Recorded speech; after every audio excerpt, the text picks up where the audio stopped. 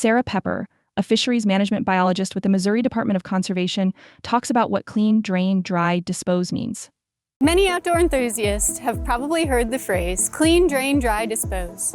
But few people realize that this message applies to all outdoor equipment that comes into contact with the water.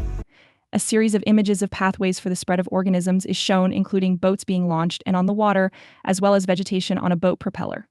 When you move water, mud, vegetation, and other unwanted organisms from one place to another, you risk spreading invasive species that can hurt the natural places we love.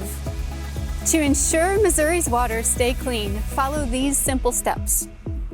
A person uses a dry rag to wipe out a kayak and remove vegetation pieces. Then fishing equipment is shown propped against a boat, followed by a person winching a boat on a trailer. Clean all mud, vegetation, or visible organisms off your kayak, paddle, boat, fishing rods, or other equipment before you leave the lake, pond, river, or stream.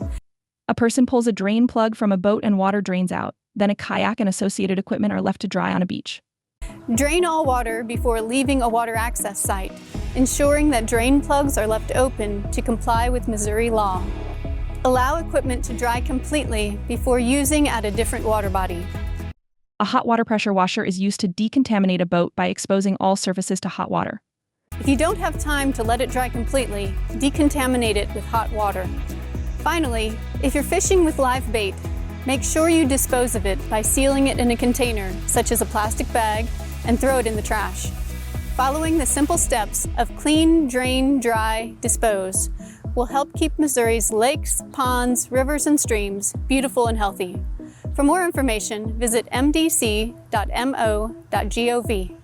This video was made in partnership with the U.S. Army Corps of Engineers, U.S. Fish and Wildlife Service, and the Missouri Department of Conservation.